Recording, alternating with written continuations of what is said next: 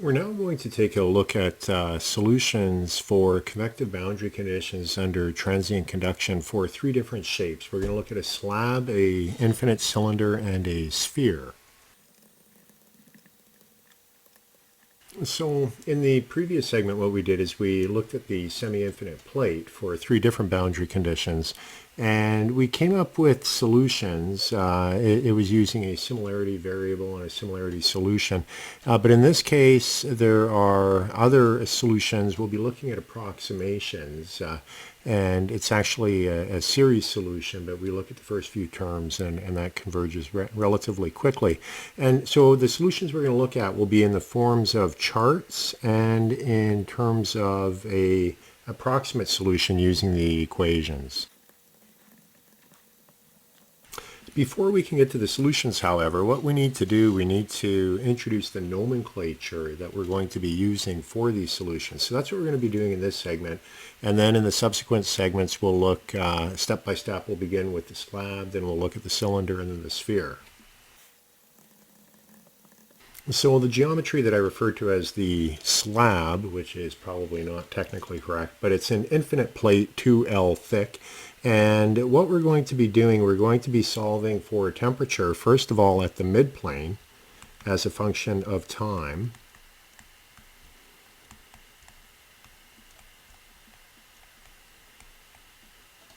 And from that, we will be able to get the spatial temperature.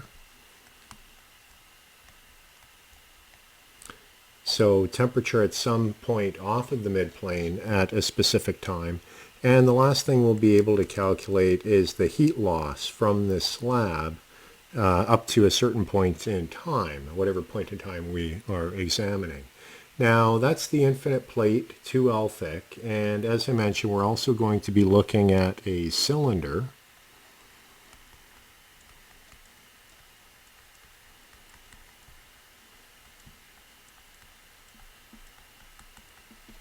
And just like for the slab, we will start by being able to determine the center line temperature.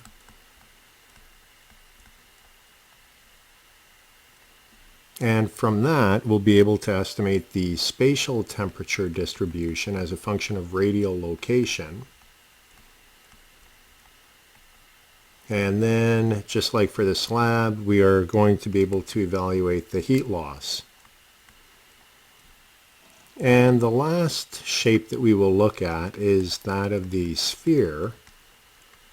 And just like for the previous two, we will have the exact same three things that we will be able to estimate. Okay, so those are the shapes that we're going to be looking at. And what I will do now is let's go through and take a look at the nomenclature. The nomenclature is very important when solving these problems, beginning with the infinite plate. So the infinite plate is 2L thick, and X is denoted from the center line of our infinite plate. And in this, T0 is going to be the center line temperature. And we will introduce a variable X star, and that is going to be our spatial location, non-dimensionalized, divided by the length scale L. And the length scale is just L. And so that is the infinite plate. Looking at the cylinder. Okay, so the cylinder is going to have an outer radius R0, and we will be interested when we look at the spatial temperature at location R, radial location R. And just like for the infinite plate, we had X star. Here we will have R star, which is going to be R divided by the outer radius. And the length scale that we deal with here is just the outer radius of our cylinder, R0. And finally, for the sphere, the geometry that we will be using is as follows. Okay, so we're interested in what is going on at some radial location R. The outer radius is R0, just like we had for the cylinder. T0 is the center line temperature. R star is the non-dimensionalized radial location, non-dimensionalized by the characteristic length scale, which in this case is R naught, the outer radius of our sphere.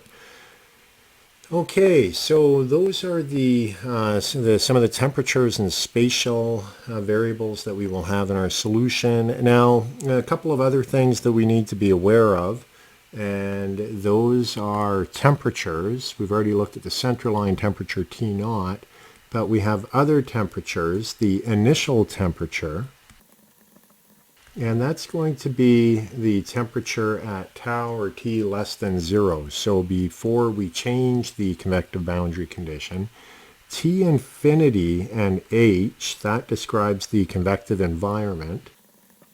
So we assume that there is no convection at the beginning, and then when we start, we expose our either the slab, the cylinder, or the sphere to this new convective environment, T infinity H.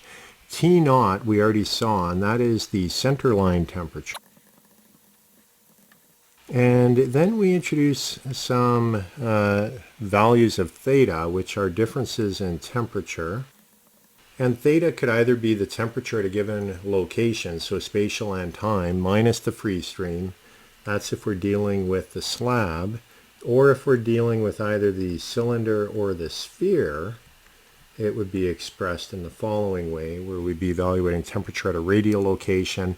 Theta I, that is going to be our initial temperature,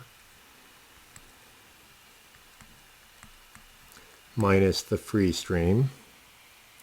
Theta naught is going to be the center line temperature minus the free stream. And we can also have a theta star, and that is going to be theta divided by theta I, or the initial temperature difference. Other numbers that we will be working with, we have a couple of non-dimensional numbers that are very important in heat transfer, and especially transient heat transfer. And those are the Fourier number, and it is given the symbol capital FO, and it is the thermal diffusivity times time divided by our characteristic length scale squared. So it could either be L or R naught. And another number that we have, we saw this earlier when we were looking at the lump capacitance method, it is the Bio number, and that is BI, and is the convective heat transfer coefficient times some characteristic length scale divided by the thermal conductivity of the solid that we are examining. So those are two other numbers that we'll be using. And then finally, we'll be evaluating heat loss in the solids. And heat loss is referenced to some value Q naught, and what that is rho CV, so that is basically MC times delta T, and the delta T is going to be the initial minus the free stream. So that's basically the total change, potential change in energy, possible change I should say, going from the initial state to the new free stream state. And ultimately in time, the entire solid will eventually go to the value of T infinity, but that's after all the transients have gone away. So those are some of the values that we're going to be using for the analysis here. And what we're going to do in the next three segments, we're going to look starting with the infinite plate, and I will give you the approximate equations as well as the charts, which are called the Heisler charts. And then we'll do the same for the cylinder and then for the sphere. And then in the next lecture, what we're going to do is we're going to solve a problem with a sphere using both the approximate technique that we'll look at as well as the Heisler charts. That's where we're going.